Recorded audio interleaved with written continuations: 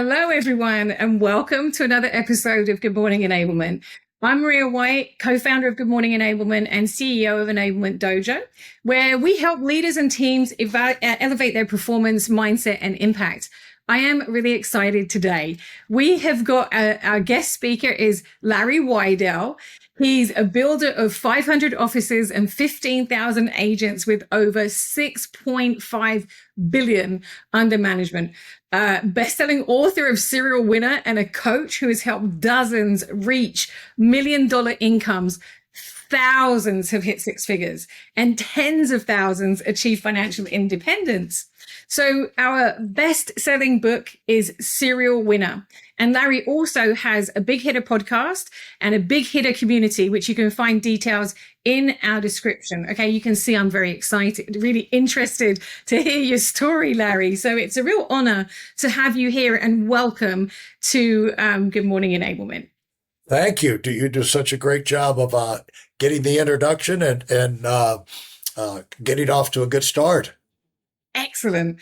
Well, let's set the stage for people. I'm sure everybody knows who you are, but for those who do not know your full story, can we start out with just telling your story? Because you didn't start out with a big team. So can you talk to our viewers about how you went from managing 50-something people to building one of the largest, most successful organizations in our industry? Well, Maria, I appreciate the compliment. I doubt everybody knows who I am, but I appreciate you saying that. Now, the thing is that I came up, most people don't come out of wealth, and you told me your father was Air Force. My father was Air Force, by the way. And you grow up and you grow up in a community at kind of a cocoon, and you don't know that it's only when you get out on your own you start realizing for yourself how the world really is. Where up to that time you've been indoctrinated, you didn't even know you're growing up in an indoctrination, brainwash type thing of the people around you. This is the way the world is, and most people are not. Maybe there's one person in their life that really gives them encouragement or this, that, the other, but most people do not come up with an environment of encouragement, success, and think big and expand. And, the world is full of opportunity. We grow up and we're just fighting for an income. And so in my formative years of growing for an income, I had, one thing from the Air Force, I don't know if your father had this, but they moved us around every 15 minutes. And I got the thing, I got to where two strong motivations coming up was, number one, I didn't want anybody sending me a letter in the mail to have that power over and to move me to another part of the world, not of my choosing. I made my mind up about that. At a young age. And then when I started working as a teenager in summer jobs, and you get the labor jobs and you get treated like crap because usually you're managed by someone who shouldn't be a manager, and they're madder than fire that they have to, they're not making more money and they take it out on you. And I said, you know what? I don't know what it's going to take, but I'm going to find a way to move up the ladder to whatever I'm doing in life, that I'm going to be up the ladder, higher income, more fun things. And somewhere along the line, I realized that, everything is more fun when you do it at the top and you do it well. And so that's been a great motivation for me. So I was interested in art and things like that. Growing up, art, photography, never saw a career path. So I wound up going into architecture, and from that into building construction at Georgia Tech in Atlanta, Georgia. My family was from the South. And what happened was I built 100 houses in 4 years in Atlanta, Georgia, but I still got wiped out by the economy. We reached a time which everybody knows that the construction business, real estate, is cyclical. Yeah. But I didn't know that. I'm graduating from school. I'm just learning how to do it. And you get out there, I'm 4 years in and working 100-hour work weeks, just to get the, to stay in front of the flow of activity. But then when you get out there and you work that hard and you find out your houses can't sell and you're basically out in the streets, I said, you know what? I'm going to find another industry because I'm not working this hard, to not get paid for it and not have some stability. So I said, well, what is the industry that made it through the Great Depression the best? And they said financial services. So I said, sold. I'm at this stage of my life, I'm changing industries. Now, what I did not realize until later was I had basically a PhD in project management and delegation and leadership from building the houses in 4 years, because you have to do that with contractors, subcontractors. You have to deal with realtors and bankers. And, it was a great training program. And so once I got into financial services and made it through the sales side and got to a position where I could move into management, recruit, train, open offices, that's where that other education kicked in. And, it's just a lot of fun. It took a while to figure out. Things take a while to figure out, but you got to get, you have to be honest with yourself, Maria, and you have to say, if it's not working for me and it's working for other people, I'm just not good enough yet. And so I've got to get good. And so I got this great idea in my head that ideas are a dime a dozen. The people who use them are priceless. Great ideas don't care who use them. Yeah. And so, do you dig for answers, just like you're doing on the podcast here? I've always done that in my business. I always had the attitude, if somebody was beating me, it wasn't because they were a genius, because most geniuses are miserable anyway. Most geniuses, I would say that probably most geniuses are either driving truck somewhere because they're full of conflicts in their life. and you don't have to be a genius. You have to be decently intelligent, but you have to really use your intelligence more than be, a super brainiac in the Mensa Society to, be able to survive in life. And so you just got to get good at whatever it is you're supposed to be doing, that your natural curiosity drives you to. You got to get good at it. And so I had whatever I could find somebody up the ladder, if whatever it was I needed to learn, I could ask them questions. Seeking, you'll find. Knocking, it'll be open to you. So you got to be aggressive on that. And the sooner you learn it, the sooner you can learn those ideas the rest of your life. And you can and then the quicker you can get going on your career path and really dig in. It's much like a mutual fund in the sense that, like, you start a mutual fund today, the more money you can get in today, the more money is going to be compounding for the next 20 or 30 years. You see what I'm saying? And so in your career, the more energy you can get going and develop skills early on, and maybe even put your core team together early on, the longer you have to compound and multiply the benefits of that. And so there's a logic to it, but you got to get good. You can't get big if you're not good. So you have to be honest with yourself. So I started out and, I floundered around and this, that, the other, trying to learn the business. But then we got a system. We had that system that you mentioned earlier. We had a way of compounding people, recruiting, training, compounding, delegating, and which we call the 4-point game plan, and just kept it simple. To get big, you got to keep it simple. And when you don't make it complicated, you give people direction and they can understand how they can move up, and we're all moving together. Then great things can happen, and we had this, the analogy we had was like, everybody's, how are we going to move this big army? Well, it's like, if we have a train, we're on a track, everybody knows what car on the train they're in. They know what they've got to do to move up on the train, move forward. They know what they've got to do to make the train accelerate. And so if everybody does their own job, and we move together as a unit, same mission, unified, we can cover a lot of ground. So we started compounding. And when you start compounding, magic can happen. So we went from, it took me, the first year we moved up to North Carolina to start an expansion office. And, we wanted to populate, it's kind of like a McDonald's in financial services. We wanted to cover the whole battlefield with McDonald's. We wanted to cover it with financial services offices. And so it took a while, but after the first year, we recruited 56 people, but we got our system down.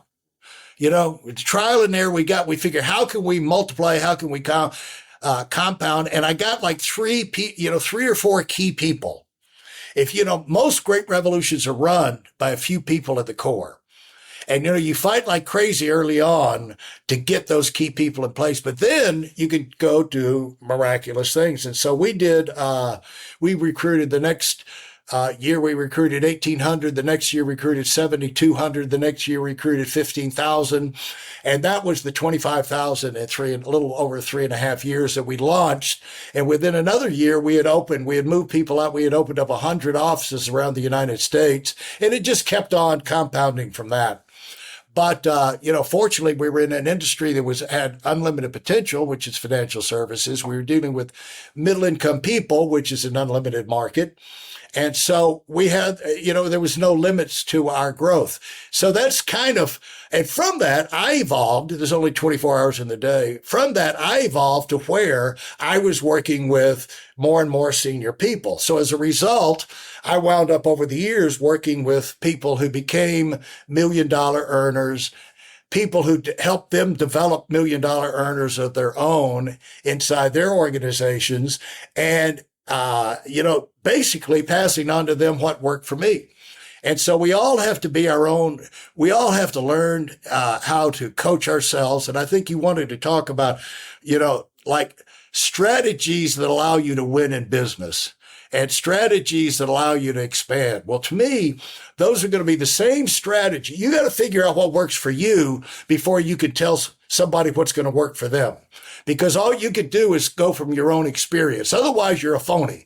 You're reading things out of a book. You get McKinsey research articles, and you get certified in some stupid theory that some professor put together somewhere, and or you come out of Harvard, or you learn some bunch of they have their little acronyms, the system thing, these are the people processes, all these little systems, which are great for organizing things. But the main thing is, do you have one that's organized for you, that fits you, that you use so much that it becomes yours? Yeah. Not that you can teach somebody else, because the thing is, Maria, you can only be great being Maria, dadgummit. And I can only be great being me. And so we have to find out what makes sense to us before we can speak our own truth to other people. And then from hearing us talk, it's not the way it works the best is, and this is why I have, the podcast that I do where I interview successful people, which is what I've done my entire life. Because I figured if somebody else is doing something, they know something. And if they're doing something bigger than I'm doing, they know something I don't know. But once I figure it out, I can use it. And I can start to get more competitive. And so I've always done that. But then, we've got a community where we share ideas and bat things around. We can kind of grow together. But I'm all about winning. I was enough of an athlete in high school to learn that winning is better than losing. That's the only lesson I needed to get out of athletics. Winning is better. And the other thing is, you never get tired of winning. And there's never a time where, okay, I'm full of winning. Now I'm going to go do something else. What's the other thing? Lose? No. Whatever I'm going to do, I want to keep winning. That's it. Really, that's the answer to so many things. Like when people have great careers and, they think they're going to retire. Well, if you don't have something in your retirement years that you can take your energy, expertise, and, life force and throw into to where you can start winning in another arena, you're going to wither up and die, the thing that regenerates us Maria. Have you noticed how stinking hard it is to live life? I mean, you know what I'm saying? Just to go on a vacation takes a ton of energy, as well as money and time and everything, but the effort. And so the thing is that you need to be doing things like you go on a vacation, you get recharged. Well, if you're as you're going through life, you darn well be involved in projects that allow you to have some victories, have some breakthroughs, have some wins, have some successes, like you're in this podcast right now. You started the podcast thing. This thing, as it grows, it's going to give you a recharge of energy. You're going to get, you're going to get excited. This is working. This is fun. This is exhilarating, as opposed to putting the time and energy and then it doesn't go anywhere. Then it just drains you. So losing drains you. Winning recharges you. And so that's why I don't think winning, if you're going to have your best life, personal, business, whatever it is, you got to set it up where you can be successful. You got to design your life for success in your terms, in the areas that are meaningful to you, so that you can have successes and you can be recharged, regenerated. That's why we breathe air, to recharge the body. That's why we eat. But on a mental side, people are so spiritually, mentally, emotionally dead is because they're not winning. You know what I'm saying? They're just existing. They're going through life and they're not getting any kind of they're never tasting that exhilaration that comes from having good things happen to them. And so I think that, you can set it up however you need to set it up in your industry and your life and whatever, but the systems and strategies have to relate to things that would allow you to be consistently successful in the areas that are important to you. And as you stay in that thing, you're going to get better and better and better and be able to have bigger and bigger successes. It's just kind of a self-perpetuating type thing. So those are the first thoughts, but that's how I got into financial services.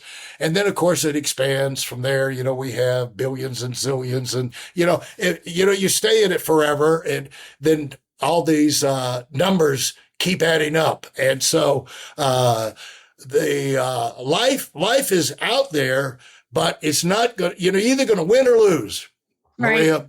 And so anyway, that's a nutshell of my path.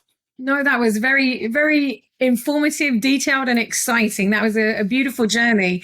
So what I heard you say, just to kind of recap, about making yourself really successful, I heard you say that you knew that early on in the construction, there was a point when you pivoted your career. That's an important decision to know when to move on to something new. I thought that was very compelling for people. You also made a commitment that you wanted to live in one place based on that was what success looked like to you as well. And you reinforced this 4 or 5 times. So I think it's really important.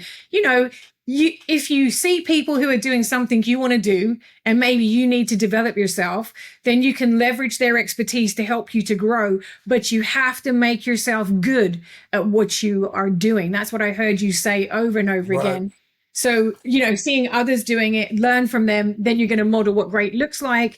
And one of the things before I move on to the next question was just be honest with yourself. Because if you're really good if you're really good at what you're doing, what you do now is going to compound in the future to reap the rewards of what success looks like for you. But you have to put the work in, because life isn't going to be handed to you, like on a plate. So you have to put the effort in. And I think that's what people forget if they're looking for get wealthy quick, be successful quick. It really doesn't work like that. Even some of the luckiest people in the world still had to put the effort in to get out of it what they were hoping to achieve.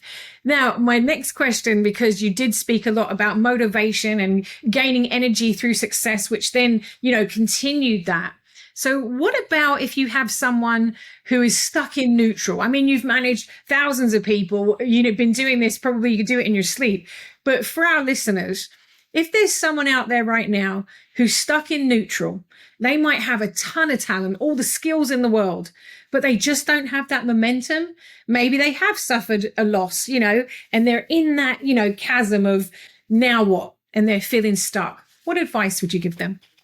I'm not real friendly on that, if you want to know the truth. You know what I'm saying? Because to me, that's not where you need love and kisses and mama to come in and give you a cookie and milk. Because if you're a child, fine. But you need real truth at that level of your career. And so the things I would say, Maria, are probably not that friendly. Number one, shut up with your problems. Shut the hell up. Nobody cares.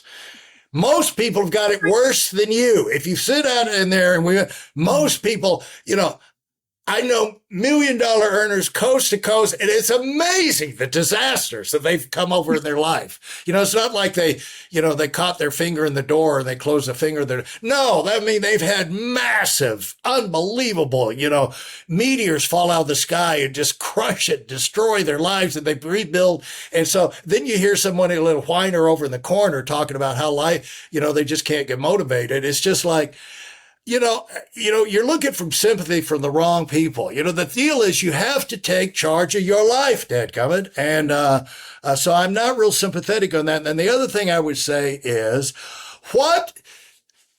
start looking at what you want to do. Yep. Everybody's got a heart inside of them. You have a heart.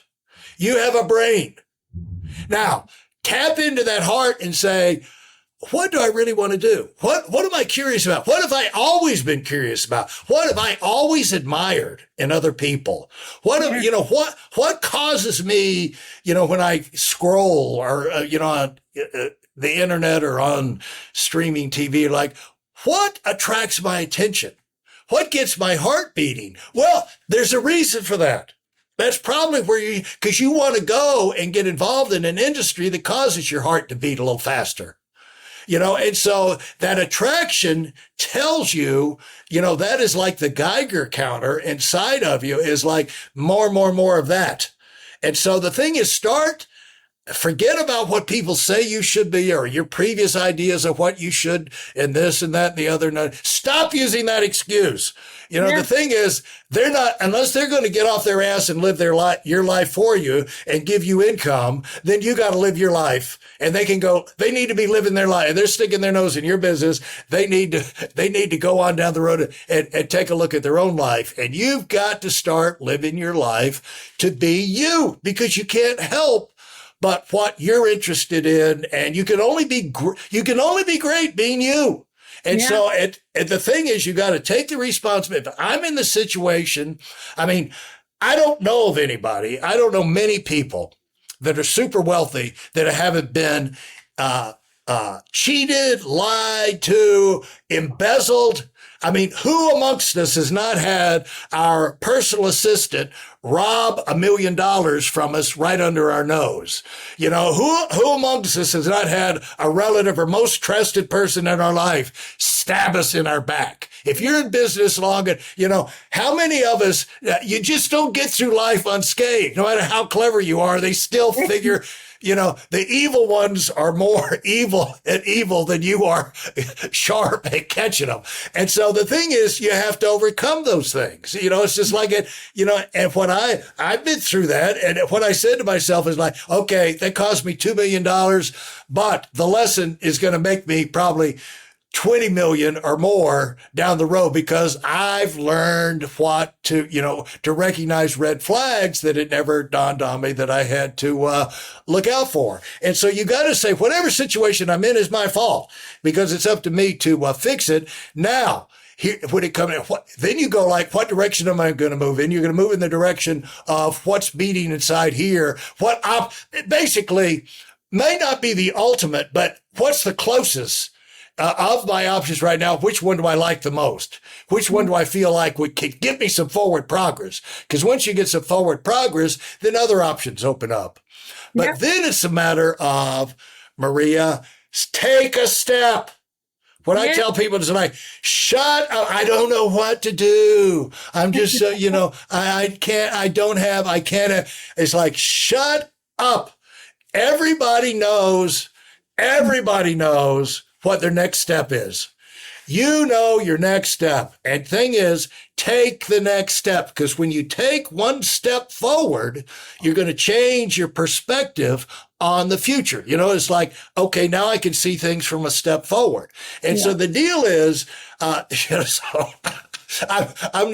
not Mother Teresa when it comes to dealing with people who are stuck. It's like, get going and become a winner. Give yourself a chance to taste the things that other people are tasting. Because the thing is, some of these people could be better than me and you at what we're doing. Yeah. But they're never going to find out unless they get their butt in gear. And so the thing is, take the first step, and by the next step, you earn the right to have your mind, like, it's almost like your mind your subconscious knows all the answers, but it's not going to show them to you until you show your subconscious that you're willing to work. You're willing, and it's almost like your mind says, oh, he's always talking about this crap and he never does anything. But once you start to do something, your mind says, oh, maybe he's serious this time. And so all of a sudden you start to realize things that, were kind of obvious, but you didn't see them clearly before. And it's only because you got going. And so those are things I would say to people. Yeah. Larry, I love it because it's the truth, isn't it? Action, reaction. If you sit solid in your own thoughts, you're not going to move forward. So although it might not be pleasing for some people to hear, but the truth is, if you're stuck in a mindset of you can't move forward, get yourself out of it by taking a step. That's what I'm hearing you say. Got to do it. Yeah. Okay, so we are running close to time, but what I would love for us to do for our listeners is let's do something called a quick lightning round, short answers, big impact. So I'm going to ask you, 4 or 5 questions, like rapid fire, and you just, tell me your answer because it's about you. We want to learn from you. So number 1, what's the best book every leader should read besides Serial Winner? The Bible. Oh, yeah, perfect. Number 2, what is your number 1 daily habit for peak performance? Oh, do you want to know the second book, the Bible? And the second book is Principles of Spiritual Growth by Miles Stanford. I've read it. I've been reading it for 50 years. Brilliant. Well, then that's one that keeps giving every time you read it. Yeah. Okay. Thank you. What is your number 1 daily habit for peak performance for you?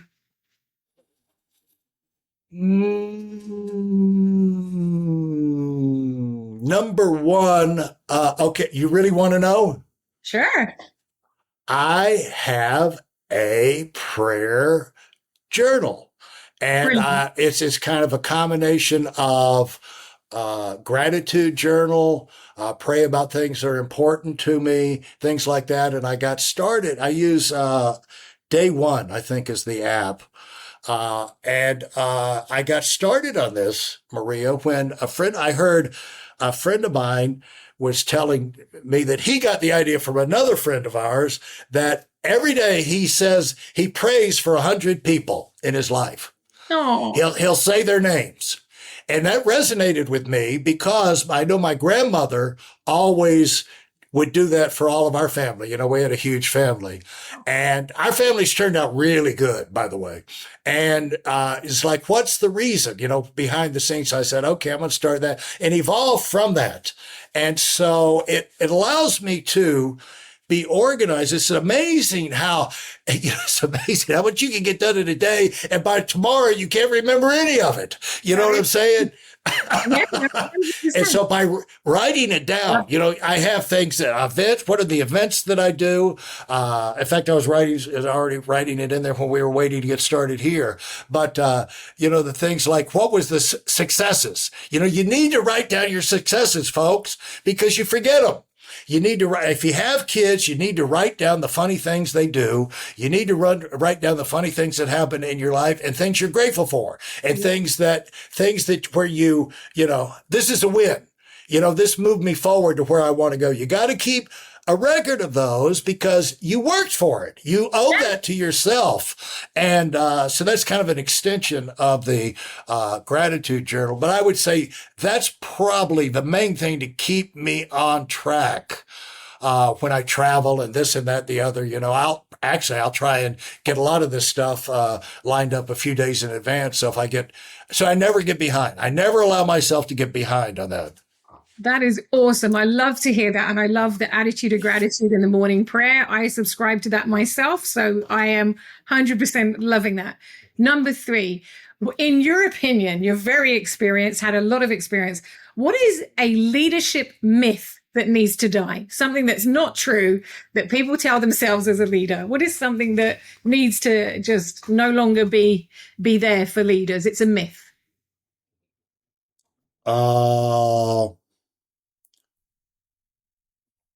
It's okay if you Okay, I'll say this. I've got it.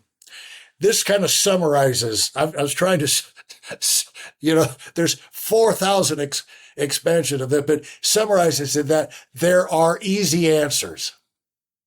That you can go to a coach, you can go to this, and get an easy answer.